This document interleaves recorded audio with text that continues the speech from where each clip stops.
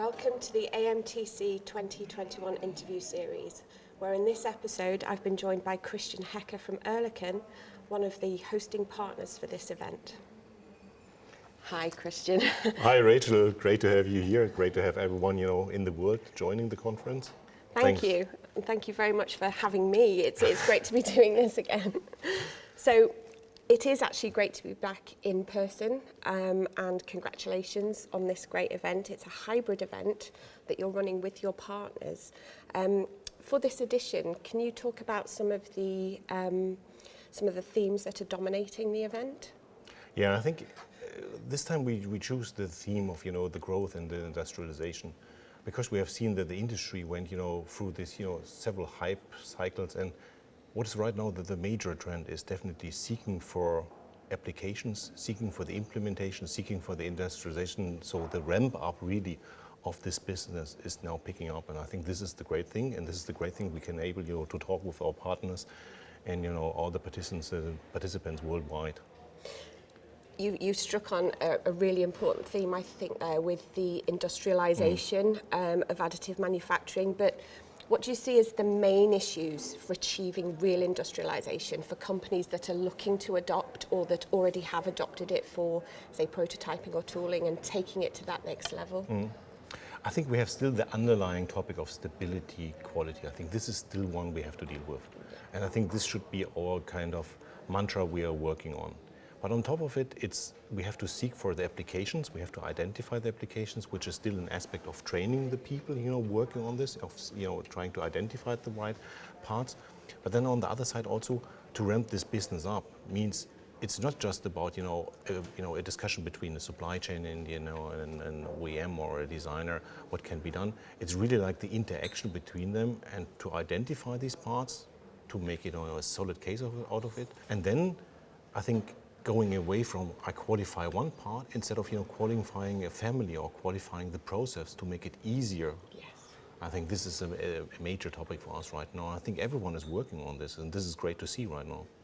Have you got any examples of companies that you've been working with that are doing that right now, or are you just sort of planning for the future?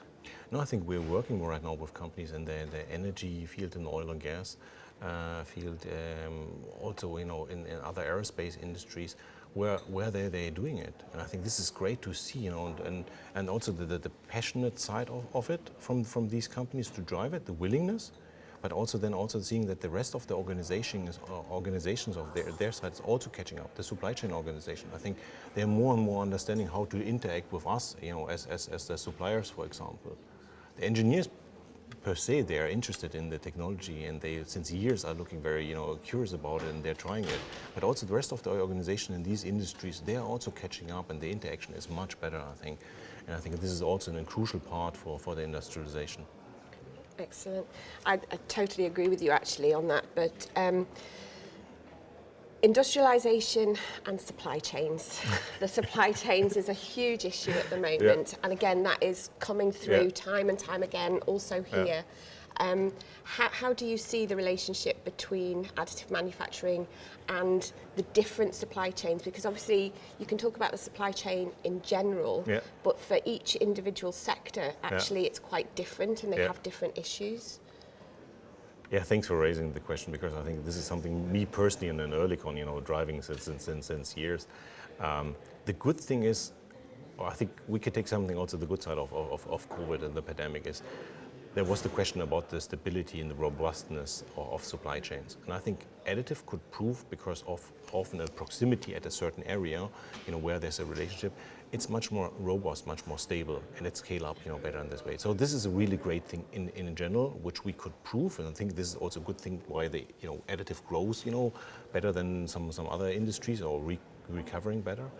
But in general, in the supply chain, I call it a catch-22 situation. So someone has to start, and I think both are starting now. So the OEMs are starting, and the supply chain, the suppliers are starting there as well, the service providers. One has to prepare itself for the ramp up. On the other side, the OEM has to also understand they have to give something out. They can't stick it more longer to themselves. So I think this is recognized more and more, and you see this by the requests coming. They're much more solid, they're much more, binded to real products, to real topics, and also how then to scale, again, coming to the topic, to scale it up. Yes. I think this is the seriousness of this interaction. I think this is the good side, but everyone still has to accept, everyone has to give something, and then I think the taking part is, starting afterwards, and this is it's very interdependent, isn't it? Exactly. Yeah, and they have to work together. But also, it's always traditionally been a sort of top-down supply chain, particularly for aerospace and automotive. But actually, those companies lower down in the tiers, they have to really get involved and understand the intricacies of it, don't they? True, but I have to admit as well, I think it started the same way with additive. So the OEMs, the ones who have the design out, they started, they tried to capture it. We call it, they have, generated their domain know-how, which is fine because they need to understand, they need to use it. So we've basically followed the same trend like the other industries. But I think I can also say, I think we learned quicker than the other traditional industries. So at least we did a bit of our homework, learning from the past, from the legacy, and this kind of interaction process was definitely helpful, to speed up also out of the crisis, because a lot of things have been prepared, and also the crisis was used by some of these companies, or in general the companies, to interact better, even via virtual ones. So they kept these channels open. It was still a problem for the innovative topics where you need sometimes to have this, like us sitting there together, have this discussion. This is important. But when something already was started at this time, it was very often kept through the pandemic, and basically right now it's ramping up, which is the nice thing. So these kind of interaction levels in the supply chain, I think this is very important. And to the other, it's very important to the other big theme of the conference this year, which is growth. Mm-hmm. So in terms of growth, it's real growth, but it's maybe not as fast as we thought originally. So like 10 years ago, we all thought we were going to grow a lot faster than we have. But the growth is real, and we're seeing that now with the applications, but also with, like you say, the AM sector itself. Yeah. So how do you see the growth? Do you see it speeding up? Do you see it just sort of staying level on a plateau? Or? I think first of all, to go back to your point, yes, we can complain and look back and say, the growth should have been bigger or what else. I think we should be also a bit humble in the industry. Other industries took much longer, to scale up their, manufacturing technologies. And if you still see the curve of additive, it's a nice and a good growth curve and a stable growth curve, which is nice. Even through the pandemic. Exactly, even through the pandemic, and even out of the pandemic. We all would have pushed, it's higher, it's a steeper, incline. But in reality, I think we are on a good path now, and I think this is very important for the growth also, not to link it only to one or two or three, industries. I think to broaden up, and also from the industries, from the applications. I think this kind of broadening the basis for growth, because every pillar of, or every part where every application you prove it in one industry has a multiplier effect. Yes. And I think this is very important, why we have also to speak today about cases, that others are seeing this can work, this will work. And I think this is very crucial, because it gives the confidence. I think very much is also still about the confidence that this technology has such a benefit in relation also to the rest of the manufacturing technologies or the manufacturing chain below. And this needs to be picked up by others as well. Yeah, you make a really interesting point there actually, because qualifying a part in one industry, the process of that qualification, that information can be shared even if the certification is different. Yeah. And it is about sharing information and collaboration. I know that's a very overused word in this industry, but it is actually what is needed. And maybe if you look maybe in 10 years back, and we say, this was the kind of collaboration we meant maybe in the beginning, because when we often use the word collaboration, we thought about it. Maybe it's exactly this thing that people, and companies started a lighthouse project, sharing the lighthouse project, and this comes then to either a standard, or is influencing a standard, or is influencing decision makers. I think this is maybe the aspect of also collaborating and sharing these kind of information. Well, I mean, it's all very positive in terms of what we're talking about. Are there still any issues that you see that we need to overcome to really push the growth curve and to just work better, I suppose, within the AM sector? Yeah, I think to be honest, there are several aspects. I think sometimes looking on the growth, you're still forgetting, what kind of homework is need to be done. And the one thing is definitely the stability and the quality issue. We still have to work on it. The efficiency of the system, the usage of, the material. These are still our underlying topics where everyone has to work on. This is the homework. It ever was. Exactly. It's the homework. And the homework, I think we should not forget the homework because it's very important to do your daily homework.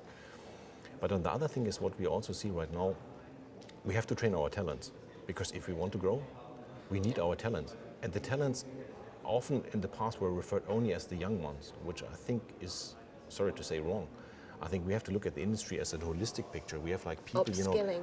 Exactly. Okay. Lifelong learning. We have people, who are 50, who are even 60 there, and they can contribute so well because of the experience. They can push then again the young ones. Yeah. But they are maybe not the best one or the latest and greatest in a certain area of using maybe a tool or something, but they don't need to. But they can give so much experience back. But then this kind of interaction process with the additive industry is necessary. So I think I see it really like we have to train our talents, and talents mean really the complete, the employees we have. And then link this together with the universities, with the apprenticeship programs, but also inside the company, we have to train our own person like constantly. This is very important, and I think this is also then retaining the people in our company. This is also what they're seeking for. They seek for, especially these ones, I want to grow in this industry.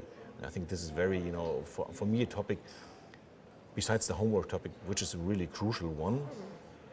And of course, I'm passionate about, looking for new applications. So this is still a topic where we also have to do our homework and, being curious.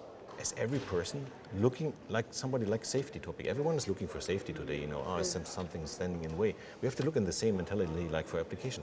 Is this an additive application? Yes, no. Raising the question, raising this awareness, having the discussion inside a company, then with a supplier together.